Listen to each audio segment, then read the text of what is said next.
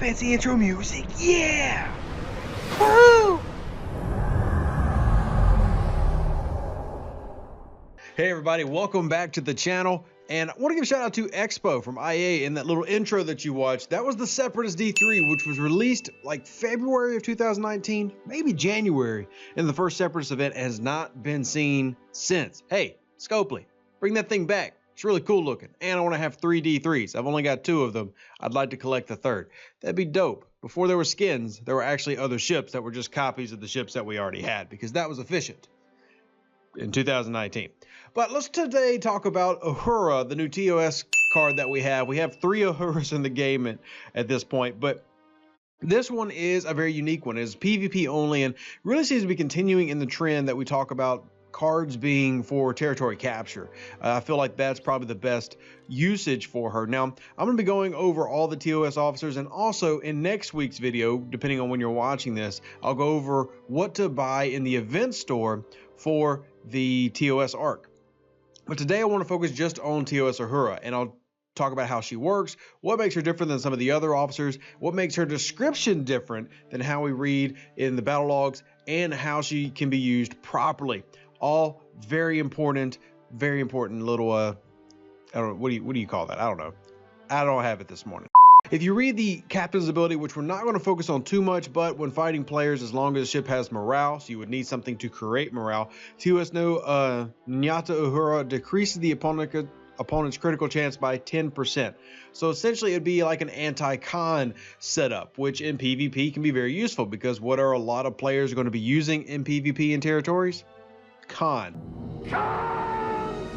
So using her as a captain and then having a sidecar of, say the standard Kirk could be a very legitimate run if you're fighting a lot of critical builds.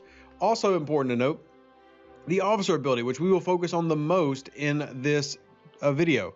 Now, the captain's ability, like I said, can be useful, but I feel like this is probably the more important point and the one that's more confusing, where the captain's ability is pretty self-explanatory, and I'll cover it briefly just to show what I'm talking about. But officer ability, when fighting players, as long as the ship has morale, Uhura removes 8% from the shield mitigation of the opponent's ship. Shield mitigation determines the amount of health dealt to the shield health. So all that is a little bit confusing if you've not watched the previous video we did about how the basics of battle logs work and how damage is created and then delineated amongst your opponent's ship. We'll cover over the basics of that in this video just a little bit. We'll reference it, but go check out that video if you haven't already, and we'll probably put that down in the comments or something to make it easy. It'll be at the end of the video where you can easily just click on play next, because the thing that you need to do on a Friday is watch a ton of videos of some random ginger on YouTube talking about Star Trek. It's exactly how your Friday was planned. And tonight, you'll stay inside, because you don't need to get people sick. Yes, introverts are the new kings and queens of the universe. Congratulations. So with Uhura's ability, as I will mention the captain's ability real quick, taking a 10% chance off. So if you got con, and con can make you grow 5% every time you hit, you see your standard critical chance on most ships is 12%. Depends on your research and also the ship type. Remember, D3s, D4s, Hegtas all have bonuses to their critical chances. So that's going to take that percentage down, lowering how that hit can hurt and how often it can actually proc. But the officer ability is what we're going to focus on first. And to do that, I'm actually going to pull up a standard ability against a hostile. Now remember, Uhura does not work against a hostile. I left her in here just for the sake of making the video, but she's not going to work. Proof is right here in the log. You see, Kirk activates and no Uhura in the 2 rounds. But we're doing this to show the actual what works and how she works. So let's look at the shot. Now remember, and you can get a better in-depth of this video, when your ship or any ship takes a shot, it creates one attribute called damage that then has to pass through 3 different phases before, or to create damage, it goes through 3 steps. First step is mitigation, and that's that top one right here. See, mitigate 111683 from my shot. That means that's something that never even hit your ship. Just think of it like it was dodged, or it missed, or a glancing blow, whatever you want to call it. That is the step 1. Step 2 is the shield health damage. And step 3 is hull health. Now, if you remember in the video, there's an 80-20 ratio for standard shield to health. So everything that's not mitigated then gets passed on to the shield. So we'll bring out our calculator here, and we can see that if I type in 175,304, wrong way, we do 111,683 divided by 175,304, and 63.5% mitigation. And that's just showing what the mitigation is for this shot. Doesn't really matter because it has nothing to do with what we're talking about, actually. So what Uhura does is the second step, and that's how she changes things. So if she did an 8% change to mitigation, that would be insane. I mean, we're talking about her being instantly one of the most powerful cards in the game, just incredibly strong. That's not how she works. She works like Harrison does. And if you remember the Harrison card, his rank 1 officer ability is for the first round, he bypasses 60% of the shields and goes directly into hull. So now we get to step 2, and that's right here. So now you see 50,897 shield health damage. So if we do that, though, what we need to do now is, of what was left from that 111,683 that was mitigated, we'll just take 5,897 and then add that to 12,724. 63,621 is what was left from that shot that we had. Now we need to take that 63,621. What we're going to do is take what hit the hull and then divide it by the total number. And what we should get is 0.2 is what it should be. And that's basically 0.2.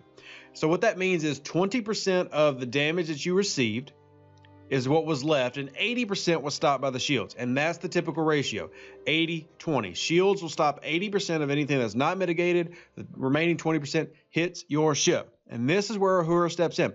So in that case, it would have been Harrison coming in and changing 60% of that. So a 60% bypass makes a huge difference. We can talk about that in another video. But now let's take a look at a PvP log. Remember, Uhura only works in PvP, which also makes her a little bit different than Harrison, because Harrison works anywhere.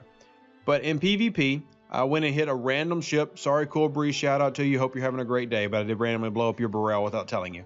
So I hit this Burrell that was running a very interesting Marcus Kang Char setup, which I actually don't really, it's a very interesting setup, but still not bad. I just wish they weren't 200% because they're not really helping you out too much, but running all 3 of those together for a huge mitigation change, interesting tactic. So let's hit the battle log though. And let's go to our first shot. So here we got 149,367. And then we got this over here. So we see Uhura has activated. So 8% to opponent's shield mitigation. We should see a change in level 2 of this log. So if we go in here with our handy dandy math skills, we see 44601 plus 17,345 is 61,946. And we divide 28%.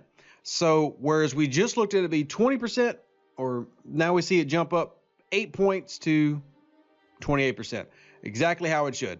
80-20 is the standard. Now we have 72-28. So 8% more damage directly going to the hull that wasn't mitigated. And that's an important jump. And that might not sound like a lot, but you think about what Harrison does. And at rank 1, any fight that goes essentially 8 rounds has now bypassed what Harrison would normally do. And while Harrison's still a fantastic card, and you definitely want to end the battle as quickly as you can, the shorter the battle, the better in terms of if you're winning, this is a significant change and can help in PvP, especially with these bigger ships taking longer battles. I mean, you see my Enterprise fighting this Burrell. This battle took 6 rounds, and I far outclassed this Burrell. It's a 1.2. The officers are pretty low in comparison. You see the health. I've got almost 4 times as much health, and it still went 6 rounds. So assuming that we stayed active that entire go, which we can actually check that here. So 2 rounds of Uhura, 3 rounds of Uhura, 4, didn't activate in round 5 and 6. So 5 out of 6 rounds we had Uhura, which comes up to a wonderful easy math number of 40. So 40% extra damage, not counting mitigation, that was done to the Burrell. That is a very important thing, and it also gives you a chance in terms of pairing it with things to pair better with con, because now if you're getting that mixed with con, you're getting more criticals, and then those criticals doing more actual damage when shields are up, especially if you're fighting things like enterprises. And that's where I think that TOS Uhura finds her bread and butter, is when you're having to fight more of these things that can be really, really annoying because they're stupid strong and the shields never go down. Well, the shields never go down, find a way to get through them anyway, and you can do that with overwhelming firepower. And now TOS Uhura. That's how she works. Hopefully this video helped you out. Hopefully you enjoy going through random math that will not serve you any help in life except for in this one random instance. And if you did, smash the like button. Subscribe to the channel if you haven't already. Live long and prosper. Stay safe out there. And yeah, see you later because I'll be streaming on Twitch. It's going to get crazy. Remember, Spock doesn't go on the Enterprise. Live long and prosper. All the best.